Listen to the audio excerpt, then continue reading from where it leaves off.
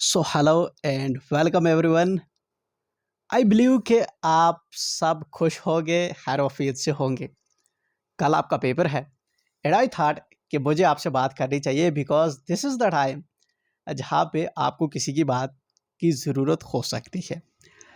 देखिए, ये वाला जो है आपका 8th का एग्ज़ाम है। आई थिंक आपका ये पहला बोर्ड है, हालांकि 5th क्लास में होता है बट वो ना करने के बराबर। ये वाला जो है आप रियल वाला बोर्ड आप जो है फेस करने वाले हैं 8th क्लास का।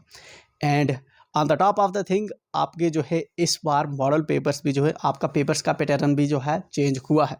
तो कल आपकी क्या स्ट्रैटेजी रहने वाली है इंग्लिश के पेपर में, आज हम वही इस वीडियो के अंदर डिस्कस करने वाले हैं। ठीक है, ज़्यादा टाइम मैं आपका नहीं लूँगा क्योंकि इस वक्त जो है आपका टाइम बहुत क्रिटिकल है। मैं नहीं चाहता आपका टाइम मेरी वजह से वेस्ट हो। बट एनीवे, कुछ इंपॉर्टेंट चीज़ें हैं जिनका आपको पता होना चाहिए। सबसे पहले आपको कॉन्फिडेंट रहना है because I believe in you and you have to believe in yourselves कि आप जो है कल का पेपर कर पाएंगे। एंड आई बिलीव कि आप 100% मार्क्स इंग्लिश के पेपर में सिक्योर करेंगे। एंड आपको खुद पे भरोसा रखना है कि आप ऐसा कर पाएंगे। ठीक, सबसे पहले आपको कॉन्फिडेंट रहना है कि आप ये कर पाएंगे। एंड नंबर सेकंड थिंग, हम बात करते हैं कि आपको जो कल पेपर आएगा जनरली ये स्किल्स पे डिपेंड करता है। ठीक है ना, आपने कितना रटा लगाया है, कितना याद किया है। ठीक है ना, वो चीज़ें सब जो है अ, उतनी काम नहीं करने वाली एक्सेप्ट आपका सेक्शन सी के अंदर आपका लिटरेचर होता है। उसके अंदर जो आप 5 क्वेश्चंस करते हैं जिसके आपको 10 मार्क्स मिलते हैं, याद रहे 10 मार्क्स आपको मिलते हैं, 5 क्वेश्चंस आप करते हैं। ठीक, 2-2 मार्क्स का एक क्वेश्चन होता है, तो वो 10 मार्क्स का होता है। अगर आपने याद किया है बुक्स के क्वेश्चन तो आपको इसलिए वो वाले डील हो जाएंगे।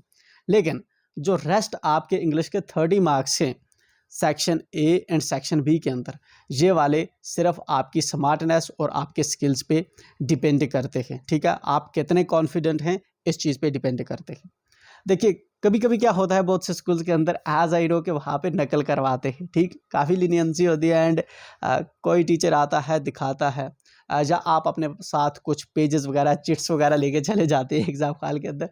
बट बिलीव मी, जो आपका सेक्शन ए है एंड सेक्शन बी है इस बार, वो जो आपकी चिट्स वगैरह होंगी कुछ आपको ज़्यादा जो है वहाँ पे हेल्प नहीं कर पाएगी एंड नहीं मिलेंगी, जैसा कि मुझे पर्सनल बिलीव है। क्योंकि यहाँ पे जो होता है आपका एप्लीकेशंस बेस्ड है ये वाले, इसलिए जो है इन्होंने पैटर्न चेंज कर लिया है आपकी जो है एक्चुअल में जो है आपकी नॉलेज चेक करने के लिए। तो चलिए हम बात करेंगे कल के पेपर की। देखिए, वर्स्ट केस में आपके साथ क्या हो सकता है, आप इमेजिन करिए। वर्स्ट केस में ये हो सकता है कि आप कल पेपर के अंदर जाते हैं एंड सभी क्वेश्चन जो आप देख रहे हैं वो बिल्कुल भी आपको नहीं आ रहे, तो आपकी रिएक्शन क्या होगी? देखिए, कुछ नहीं, सबसे पहले जो है आपको घबराना नहीं है। ठीक है, ये सबसे पहली जो है इम्पॉर्टेंट एडवाइस है कि आपको घबराना नहीं है, जस्ट आपको रिलैक्स रहना है। ठीक है, अपने साथ अगर आपको पानी है, बॉटल है तो आप पानी पीजिए, रिलैक्स बैठिए। आपको 2.5 घंटे का टाइम मिलता है, टाइम का आपको खास ख्याल रखना है। पहली चीज़ मैंने बताई, आपको कॉन्फिडेंट रहना है। नंबर सेकंड थिंग, अगर आप जो है जिस सेक्शन के अंदर फ्लेक्सिबल हैं, ठीक है, फॉर एग्जांपल सेक्शन सी अगर आपने याद कर रखा है तो पहले उसी को अटेम्प्ट कीजिए। ठीक है ना, ये होगी 2 चीज़ें। नंबर थर्ड चीज़ जो मैं आपको बता रहा हूँ वो ये है कि अगर आपको कोई क्वेश्चन नहीं आ रहा या पूरा पेपर नहीं आ रहा तो आपको डरना नहीं है। ठीक है, क्योंकि जनरली ऐसा हो सकता है एंड बहुत से क्वेश्चंस में आपके साथ ऐसा होगा, या ऐसा भी हो सकता है कि पूरे पेपर के अंदर ही आपको ऐसा हो कि जितने भी क्वेश्चंस आए वो आपने नहीं देखे हों। ठीक है, बट यहाँ पे एक इंपॉर्टेंट चीज़ समझने वाली है, जो आपका इंग्लिश का पेपर है इसके अंदर जो पहले 2 सेक्शंस हैं, section A and section B, अगर आपने कुछ भी नहीं पढ़ा हुआ तो आई थिंक किसी वाले जो है आपको तब भी जो है अटेम्प्ट करने चाहिए। ठीक, बहुत जल्दी जो है आपको गिव अप नहीं करना, बैटलफील्ड को छोड़ के आपको भागना नहीं है। आप एक बार उतर गए ग्राउंड पे एंड आपको अब पूरा खेलना है 2.5 घंटे के लिए। तो जनरली जो है आपको 2.5 घंटे का टाइम दिया जाता है, बट हमने ऑब्जर्व किया है कि आपके जो टीचर्स होते हैं, जो एग्जामिनर्स होते हैं, 15 से 20 मिनट वो खा जाते हैं ऐसे ही। तो आपको जो है फिर 2 घंटे एंड 10 मिनट के अराउंड कुछ इतना ही टाइम जो है आपको इन रियल सेंस मिलता है, जिसमें जो है आपको पेपर के साथ डील करना होता है। ठीक, तो ये वाली चीज़ हो गई। जस्ट मैं क्या बता रहा था कि आपको जो है एक तो जब आपको ब्लैंक आएगा, आपको कुछ नहीं आ रहा, ठीक है ना? कोई ऐसा क्वेश्चन आ गया या पैराग्राफ आ गया जो आपको नहीं आ रहा या आपने नहीं सोचा सुना था पहले, तो उसका सबसे जो बेस्ट तरीका है वो ये है कि आपको उसमें टाइम देना है। आप जब उसमें टाइम देंगे, थोड़ा टाइम देंगे, ठीक है ना? इतना ज़्यादा भी टाइम नहीं देना कि ओवरऑल आप टाइम को ख़त्म कर दें। टाइम मैनेजमेंट आपका पेपर के अंदर बहुत इंपॉर्टेंट है। इंग्लिश का पेपर है, बहुत से क्वेश्चंस आपके छूट जाएँगे, ठीक है ना? तो इस चीज़ को आप ध्यान में रखें और दिमाग में रखें। इंग्लिश का पेपर है, ये आपको उलझाता रहेगा ऊपर-नीचे एंड आपका टाइम ख़त्म हो जाएगा एंड एट द एंड कुछ ऐसे क्वेश्चंस होंगे जो आपको छूट जाएँगे। इसलिए आप टाइम को जो है प्रॉपर ध्यान से चलें, ठीक? हर मार्क्स आपको जो है 3 साढ़े 3 मिनट का उसको टाइम आपको देना है। अगर 5 मार्क्स का पैराग्राफ है, तो मतलब उसका कितना टाइम बना आपके पास? 15 से 18 मिनट, ठीक है ना? 15 से 18 मिनट आपको आप एक पैराग्राफ को दे सकते हैं उसको सॉल्व करने और पेपर में लिखने के लिए, ठीक है ना? इस तरह अगर 2 मार्क्स का क्वेश्चन है, तो एट मैक्स आप उसको 7 मिनट दे सकते हैं लिखने के लिए, ठीक है? तो इस तरह से जो है आपने अपनी जो है ये चीज़ दिमाग में रखनी है। कोई ऐसे सेक्शन में आपको अटक नहीं जाना पैराग्राफ में, पहले ही पैराग्राफ में आप अटक जाएँ, इसी को सॉल्व कर रहे हैं, आपको कोई मिल नहीं रहा, ठीक है ना? जब एक चीज़ का टाइम ख़त्म हो गया तो आपको मूव ऑन करना है, ठीक है? आप एक बार पेपर को कल फिर से नज़र दे देंगे, ठीक है ना? सॉरी, अब तो आज ही शुरू हो गया। हाँ, जाने से पहले आप इसको नज़र दे देंगे एंड अपने दिमाग में बिठा लेंगे कि जिस तरह से सेक्शन ए के अंदर आपको जो है पहला पैराग्राफ आता है, फिर दूसरा पैराग्राफ आता है, फिर आपको फिल इन दी ब्लैंक्स आती है, ठीक है ना? ये चीज़ आपके दिमाग में रहना चाहिए। सेकंड पैराग्राफ में आपको पैराग्राफ किस कहाँ पे आता है, आपको जो है लेटर्स कहाँ पे आती है, ये चीज़ आपके दिमाग में होनी चाहिए, ठीक? एंड चलिए ये जो है मैंने की आपके साथ थर्ड बात कि अगर आपका ब्लैंक पेपर आएगा, अगर आपको नहीं आ रहा तो सबसे पहले आपको क्या करना है कि घबराना नहीं है एंड उस क्वेश्चन को समझने की कोशिश करनी है। आप क्वेश्चन को समझेंगे, कुछ ना कुछ आप वहाँ पे लिख पाएँगे, ठीक है? तो ये होगी तीसरी इम्पोर्टेंट चीज़, ठीक है ना? कॉन्फिडेंट रहना है, ठीक है? एंड सेकंड मैंने क्या बताया? मैं खुद भूल गया बट एनीवे, जो सेकंड इम्पोर्टेंट है, अगर आपको ब्लैंक आता है, ठीक है ना? इन केस आपको अगर ब्लैंक पे नहीं आ रहा कोई क्वेश्चन, तो आपने उस पे होल्ड करना है, आपने उसको समझने की कोशिश करनी है। शायद आपको इंग्लिश ना भी आती हो, तब भी आप कोशिश करिए, वहाँ पे समझिए, आपको समझ आएगा, मुझे पूरी उम्मीद है आप पे, ठीक है? तो आप उसको समझने की कोशिश करिए, वहाँ पे ट्राई करिए आप समझने की, आप समझ पाएँगे क्वेश्चन को एंड आप जो है उसका कुछ ना कुछ लिखने की कोशिश करेंगे, ठीक है? एंड टाइम मैनेजमेंट का आपको खास ध्यान रखना है। आपने अपना पेपर कभी भी पहले नहीं देना होता, ठीक? ये चीज़ हमेशा याद रखें और आज से आदत डाल लें कि अपने क्लास में किसी को इम्प्रेस करने के लिए आप सबसे पहले पेपर उठकर दे दें। ये गलत बात है। आपको 2.5 घंटे का टाइम मिलता है, चाहे आप 2 घंटे में पेपर ख़त्म करें, लेकिन लास्ट के आधा घंटा आपको फिर भी बैठे रहना है पेपर के अंदर, ठीक है ना? चीज़ों को हाइलाइट करिए, कुछ इधर-उधर करिए, उसमें लाइनें लगाइए, ठीक है ना? अंडरलाइन करिए कुछ वर्ड्स को, मगर जब तक 2.5 घंटे आपके नहीं होंगे, आप पेपर में से उठेंगे नहीं, ठीक? ये इंपॉर्टेंट चीज़ है। और आपका जो टाइम है, वो आप किसी एक जगह पे ज़्यादा नहीं लगाएँगे, आपने टाइम को डिवाइड करके रखेंगे, ठीक है? 2 चीज़ें होगी। नेक्स्ट चीज़ जो मैं आपको बता रहा हूँ, वो मैं आपको बता रहा हूँ कि वर्ड लिमिट्स, ठीक? जनरली ऐसा होता है कि जो क्वेश्चंस आपने याद करके गए होते हैं, वो वर्ड लिमिट्स के अकॉर्डिंग नहीं होते। टीचर ने जितना आपको क्वेश्चन लिखाया होगा या गाइड में कहीं मिला होगा, आपने पूरा जो है रट के रखा होता है एंड पूरा लिखना शुरू कर देते हैं, ठीक है? एग्ज़ाम्पल के तौर पे मैं कहता हूँ कि आपको जो है आपने पैराग्राफ फॉर एग्ज़ाम्पल कोई पढ़ा होगा। जनरली बहुत से बच्चे जिस तरह से कमेंट्स कर रहे थे, उनको अभी ये डिफरेंस नहीं पता कि ऐसे और पैराग्राफ के अंदर बहुत सा डिफरेंस होता है। ऐसे हम लंबा लिखते हैं, ठीक है ना? उसके अंदर बहुत से पैराग्राफ्स होते हैं, बट के पैराग्राफ अपने आप में एक ही पैराग्राफ होता है, कुछ लाइन्स होती हैं उसके अंदर एंड 80 वर्ड्स का आपको लिखना होता है। तो आपने इस तरह से कोई ऐसे याद कर लिया एंड 4-5 पेज का आप वही लिख ले रहे हैं। आपको याद रखना है कितना भी ज़्यादा आप लिख लें एक क्वेश्चन को, ठीक है ना? अगर आप वर्ड लिमिट्स को एक्सीड कर रहे हैं, आपका टाइम भी खत्म होगा उसकी वजह से एंड मार्क्स आपको उसके नहीं मिलेंगे। तो ये इंपॉर्टेंट चीज़ है जो आपको अपने ध्यान में जो है रखनी है वर्ड लिमिट्स का, ठीक है? अब सपोज़ करते हैं ये वाला जो है आपका पेपर है, ये वाला पेपर अज़्यूम करते हैं कि आप कल अटेम्प्ट करने वाले हैं, इंग्लिश का पेपर है, ठीक है? सेक्शन ए में आप देखेंगे, सेक्शन ए में आपका पैराग्राफ है। चाहे ये वाला जो है एक वाला पैराग्राफ आपकी जो है टेक्स्ट बुक जो है उसमें से होगा, एक जो है टेक्स्ट बुक के बगैर कहीं से आपको मिलेगा। एज्यूम करते हैं ये वाला पैराग्राफ है, आपने अगर टेक्स्ट बुक पढ़ी है तो कुछ आपको समझ आएगा। एज्यूम करते हैं आपको समझ नहीं आ रहा, ना आने पर भी समझ जो है आपने इनको अटेम्प्ट करने की कोशिश करनी है, क्योंकि पैराग्राफ सबसे ईजिएस्ट है आपके पेपर के अंदर। इस चीज़ से आपको घबराना नहीं है, सबसे ईजिएस्ट चीज़ आपके पेपर के अंदर पैराग्राफ्स के, आपने इसको जो है सॉल्व करने की कोशिश करनी है। जिस तरह से मैंने बताया है, बहुत सी इसके अंदर ऐसे हैं जो आपको फर्स्ट गो के अंदर भी सॉल्व हो सकते हैं। जिस तरह medieval times were famous for, देखो जिस तरह पोलो है, polo fields, polo sticks, polo horses, ये फील्ड्स, स्टिक्स, हार्सेस, ये 3 वर्ड ही नहीं है आपके पैराग्राफ के अंदर कहीं पे, ठीक है ना।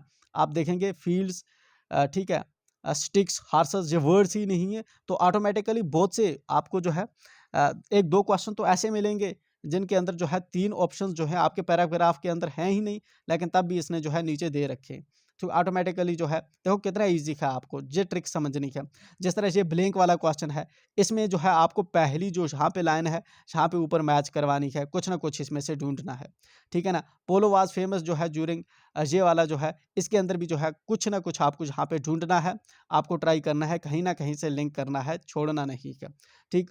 और नेट का मैंने बताया पैसेज के अंदर क्या मतलब है, आप सेंटेंस पूरा समझेंगे, देखेंगे मतलब आ रही है समझ, वेल एंड गुड, नहीं आ रही आप कुछ ना कुछ लगाएंगे, ठीक है ना, क्योंकि लगाने से आपके मार्क्स कटेंगे नहीं, ठीक है।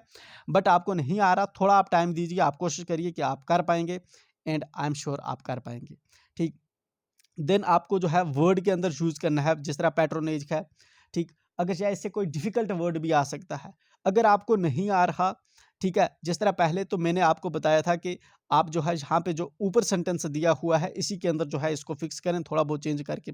अगर वो भी नहीं कर पा रहे, आप वो जिस सेंटेंस के ऊपर पैट्रोनेज, अगर यहाँ पे लिखा हुआ है पैट्रोनेज, आप ये पूरा उठा के जहाँ से जूरिंग से उठा के किंग्स तक ये पूरा ही लिख दें, एक फुल स्टॉप, जिस फुल स्टॉप के अंदर, जिस सेंटेंस के अंदर जो है आपका वर्ड जहाँ पे मीनिंग वाला सेंटेंस में यूज करने के लिए पूछ रहा है, आप पूरी लाइन ही उठा के वहाँ पे लिख दें। मतलब लिख रही मगर आपको कहाँ से है, जिस तरह सेंचुरी के बाद फुल स्टॉप है, उसके बाद ज्यूरिंग है, एंड ज्यूरिंग से किंग्स तक। ये इस केस में, जिस केस में आपको कुछ भी नहीं आ रहा, ठीक है ना। बट जिस तरह मैंने आपको बताया था कि अगर आपको पैट्रोनेज को यूज करना है तो किस तरह से आप यहाँ पे थोड़ा थोड़ा चेंज करेंगे, ठीक। अगर आप वैसे भी नहीं कर रहे तो आप लिख दीजिए पूरा, ठीक है, क्या हो जाएगा वर्स्ट केस के अंदर। चलिए नेक्स्ट आपका पैराग्राफ है, सेम टेक्निक आपको आपने इसके अंदर फॉलो करनी है, ठीक है ना।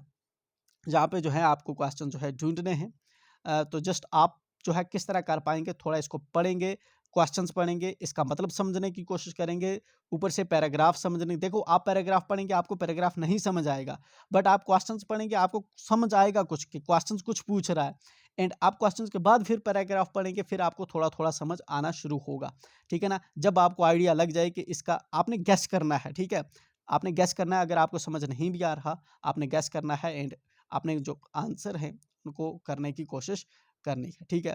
तो चलिए ये वाला आपका पैराग्राफ है। उसके बाद आपका पैराफ्रेज होते हैं, फिल इन द ब्लैंक्स। जो ऊपर अगर आपको कैंडल्स दिख रही हैं तो आप एज्यूम करेंगे कि जहाँ पे किसी ना किसी जगह पे एटलीस्ट कैंडल आएंगी 1-2 बार, ठीक है।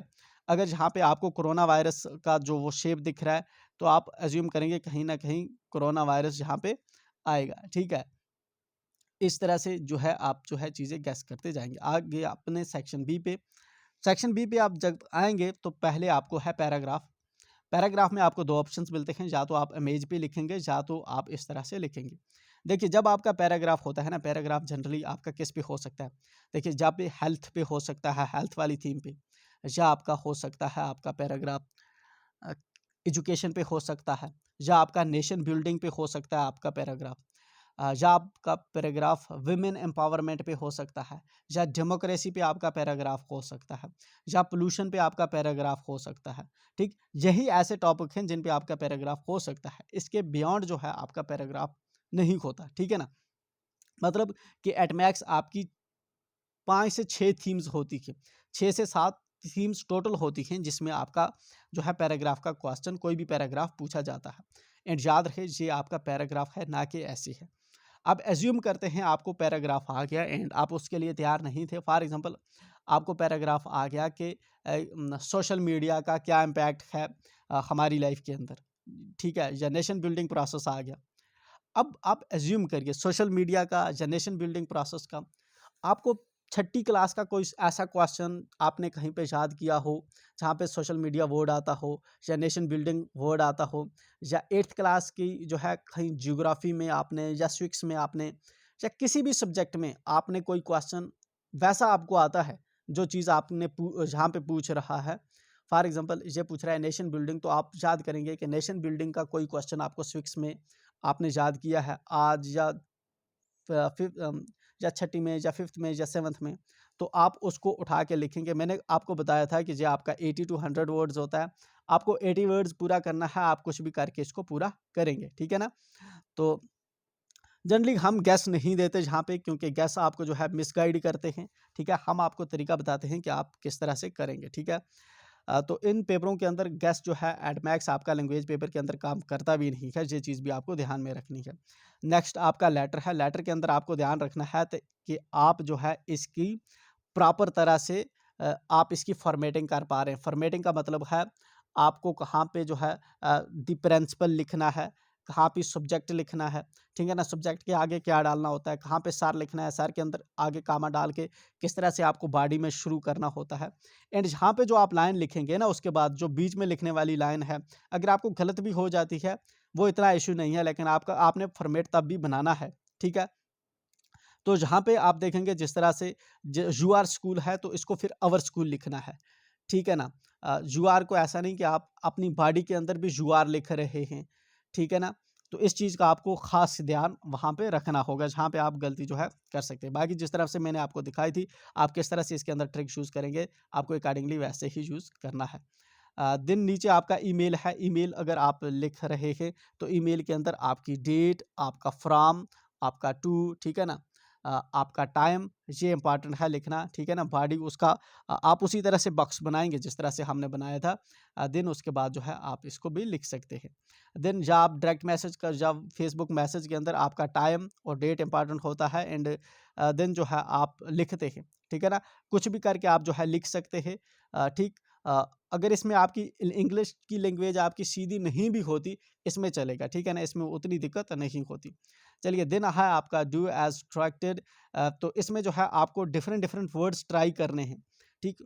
शायद आपको मतलब ना समझ आए, अगर आ रहा है तो वेल एंड गुड, तब तो आप कर पाएंगे। नहीं समझ आ रहा, जस्ट डिफरेंट डिफरेंट वर्ड्स आप इसके अंदर ट्राई करेंगे। जो वर्ड्स आपको लगेगा ये सूट कर रहा है इसके साथ, आप उसको उसके साथ गो अहेड करेंगे, ठीक। तो आपके 5 मार्क्स। एंड देन है आपके यहाँ पे नरेशन चेंज। नरेशन चेंज में देखिए जहाँ पे ये वाला जो लगा है, ये वाला इस तरह से क्वेश्चन मार्क्स लगा है अननेसेसरली के आगे, इस वाले में आप ही आस्क्ड फिर दैट लगाएंगे। ये वाले जो ऊपर से कोटेशन मार्क्स है या नीचे से कामा है, इसको उठाएंगे, फिर उसके बाद करेंगे जिस तरह से हमने चेंज किया था। ऊपर वाला जो है ही सैड टू मी, ठीक है ना, my father is going for हज टुमारो। तो इसमें जो है जहाँ पे मुझे नहीं लगता अब आपको ज़्यादा इस चीज़ पे ध्यान रखना है कि कहाँ पे he exclaimed, she told, she ordered, he demanded, he says, इन चीज़ों का डिफरेंस करने की आपको ज़रूरत नहीं है। जहाँ पे ये वाला अपॉस्ट्रॉफी है, इसमें आस्क्ड रखेंगे, एक ही रूल। एंड दूसरा जो है मैक्सिमम में आप सैड यूज़ करेंगे, ठीक है। इतनी कोई उसमें दिक्कत नहीं है। जस्ट जो है आपको इन डेप्थ आप जो है इस ग्रामर को जहाँ पे समझने की ज़रूरत नहीं है, वो टाइम चला गया आप, ठीक है। तो आपको अगर जहाँ पे जे क्वेश्चन मार्क्स आता है तो आप ही आस्क्ड लिखेंगे। इसके अलावा मैक्सिमम जो भी आता है आप उसके अंदर जो है ही सैड लिखेंगे, ठीक है ना।